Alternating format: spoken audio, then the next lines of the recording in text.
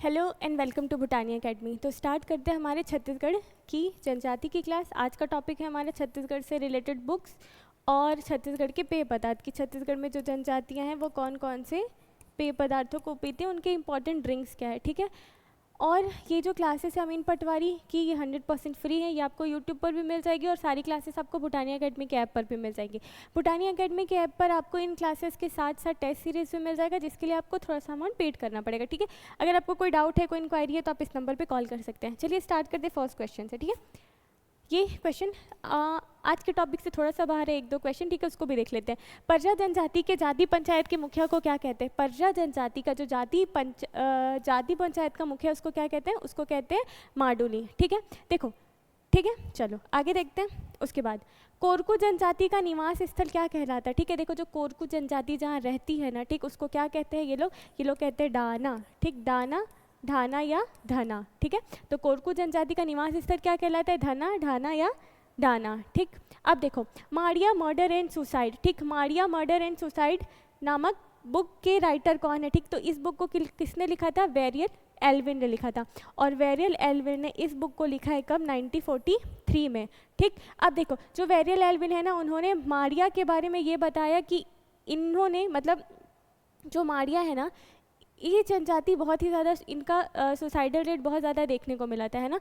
तो वेरियल एल्विन ने ये बताया था कि जो माड़िया जनजाति है वो इतना सुसाइड क्यों कर रही है, ठीक। तो देखो इन्होंने अपनी बुक में ये बताया था कि 1943 के टाइम पे, ठीक, उसके पहले ही इन्होंने बताया था कि जब हमारा छत्तीसगढ़ था, ठीक, और जो बस्तर रीजन था वो ब्रिटिश के कंट्रोल में जब आया था, तो ब्रिटिशर्स ने क्या किया था कि जो ये जनजाति, हम लोगों को पता है कि ये जनजाति पूरे तरीके से किस में निर्भर है? एक तरीके से जंगलों पर निर्भर है, ठीक है। तो हुआ क्या था कि जब हमारा छत्तीसगढ़ बस्तर रीजन अंग्रेज़ों के कंट्रोल में आया, तो अंग्रेज़ों ने ये कहा कि जनजातियों से कहा कि अब आप काम करिए, आप क्या करिए कि आदिवासी जीवन जो है, जिस पे आप पूरे तरीके से जंगलों पर निर्भर है, उसको छोड़कर आप क्या करिए? एक सामान्य जीवन जिए, ठीक। और ये चीज़ माड़िया के लिए बहुत ही मुश्किल था, ठीक। तो एक रीज़न ये भी हो जाता है ना। और दूसरा रीज़न ये हो जाता है, देखो जो माड़िया जनजाति है ना, उनके लिए उनका आत्मसम्मान मतलब बहुत बड़ी चीज़ थी, है ना।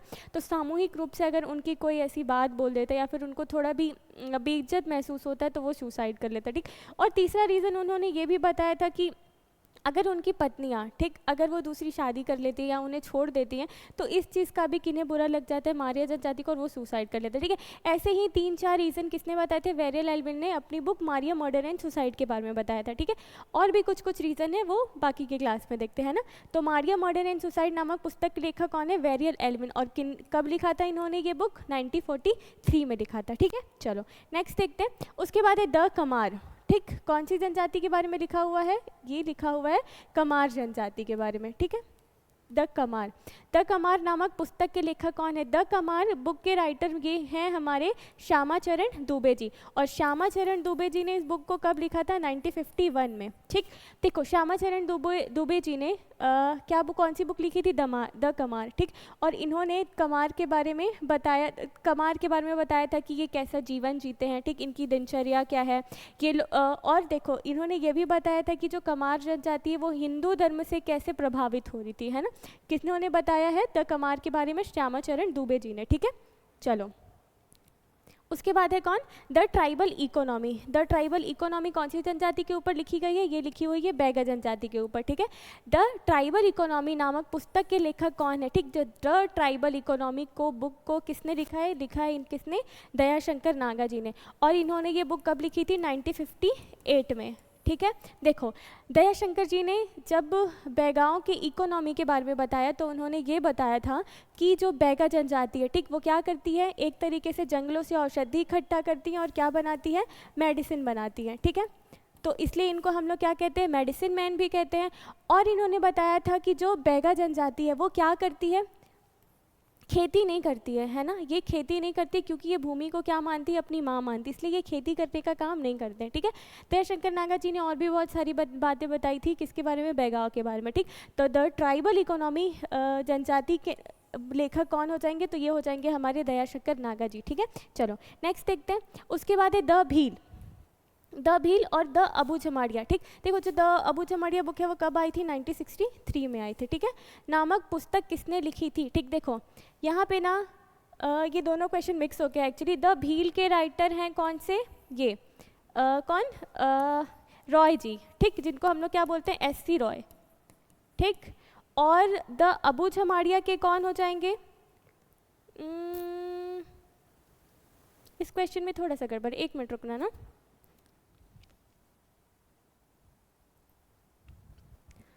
नहीं, क्वेश्चन बिल्कुल ठीक है, ठीक है, एक बार शुरू से देखते हैं इसको।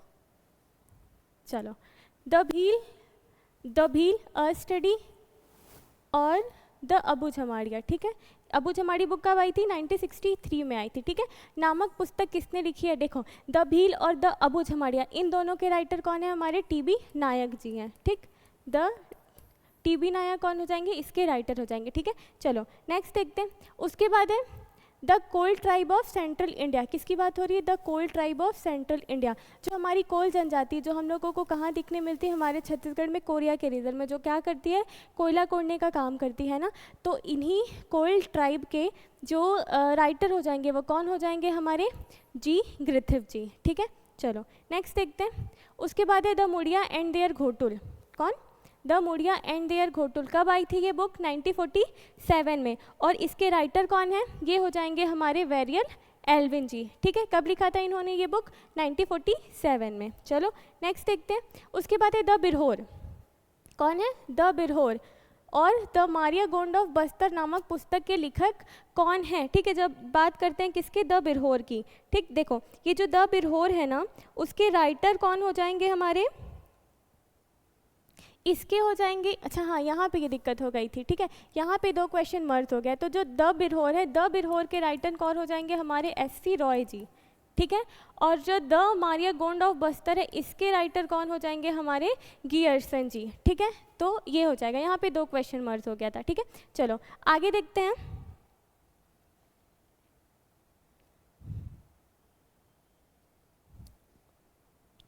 उसके बाद है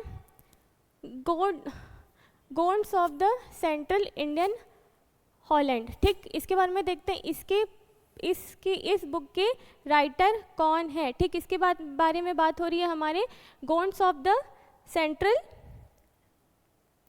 ठीक। तो इसके हो जाएंगे हमारे वॉल्टर जी ग्रिफिथ जी, जिनको हम लोग क्या बोलते हैं, W.G. ग्रिफिथ जी भी कहते हैं, ठीक है। तो ये हो जाएंगे gods of the central Indian, ठीक। चलो उसके बाद है Indian tribal their culture and social background, ठीक। इसके बारे में, इसके राइटर कौन है और इसके बारे में बुक्स किसने लिखी थी, तो इंडियन ट्राइबल के हो जाएंगे कौन, ये हो जाएंगे हमारे LP विद्यार्थी जी, ठीक है। चलो नेक्स्ट देखते हैं। उसके बाद है मुरिया और मारिया, ठीक। अब हम लोग आ गए हैं किस पे, पेय पदार्थों पे, कि ये लोग कौन कौन सी चीज़ों को ड्रिंक करते हैं, ठीक। तो बात करेंगे हम लोग पेय पदार्थ के बारे में। मुरिया और मारिया जनजाति द्वारा ताड़ के पेड़ से निकाले जाने वाला पेय पदार्थ क्या कहलाता है, ठीक है। देखो ताड़ के पेड़ से निकाला जा रहा है तो क्या हो जाएगा, ये ताड़ी हो जाएगा, ठीक। और देखो जो ताड़ी है ना, वो खास करके और कौन सी जनजाति पीती है, ये पीती है बैगा जनजाति भी, ठीक है, ठीक। और देखो सल्फी, हड़िया और पेजी हम लोग आगे जाके भी देखने वाले हैं, ठीक है। चलो उसके बाद देखो मारिया और अबू झमाड़िया जनजाति द्वारा छिंद के पेड़ से निकाले जाने वाला पेय पदार्थ कौन सा है, ठीक। देखो छिंद के पेड़ से निकाला जा रहा है तो ये क्या हो जाएगा, ये हो जाएगा हमारा छिंद रस, ठीक है। तो ये हो जाएगा हमारा छिंद रस, ठीक। ताड़ी, देखो जो ताड़ी है ये खास करके मुख्य रूप से कौन सी जनजाति पी रही है, बैगा जनजाति भी पी रही है, लेकिन ताड़ी हम लोगों को मुड़िया और माड़िया जनजातियों के तरफ भी देखने को मिल जाता है, ठीक है। चलो आगे देखते हैं। उसके बाद है कोरवा जनजाति का पारंपरिक पेय पदार्थ हड़िया, क्या, हड़िया, ठीक। किससे बना होता है, तो ये बना होता है गोंदली मतलब प्याज, कुटकी, ठीक है, कोदो कुटकी वाला कुटकी, और उसके बाद हो जाएगा हमारा बाजरा। तो इनका जो हड़िया है वो किस चीज़ से बना हुआ है, ये बना हुआ है हमारा गोदली, कुटकी और बाजरा से, ठीक है। चलो उसके बाद देखते हैं। उसके बाद है बैगा जनजाति द्वारा ताड़ और छिंद के पेड़ से निकाले जाना हुआ पेय पदार्थ क्या कहलाता है, ठीक है। तो ताड़ से बन जाएगा ताड़ी और छिंद के पेड़ से बन जाएगा छिंद रस, ठीक है। तो बैगा जनजाति का क्या हो जाएगा, ये हो जाएगा ताड़ी, ठीक है। चलो नेक्स्ट देखते हैं। उसके बाद उरांव जनजाति द्वारा कोसम के बीज और उबले हुए चावल से बना पेय पदार्थ क्या कहलाता है, तो ये कहलाता है हमारा कोसना, ठीक है, जिसको हम लोग कोसमा भी कहते हैं, ठीक है। तो कोसम का बीज और उबले हुए चावल से ये लोग कौन सा पेय पदार्थ बनाते हैं, तो ये बनाते हैं क्या, कोसमा, ठीक है। चलो नेक्स्ट देखते हैं। मुरिया जनजाति द्वारा महुआ से बनाया जाने वाला पेय पदार्थ कौन सा है? बात कर रहे हैं हम लोग किसकी? मुरिया जनजाति की, ठीक है।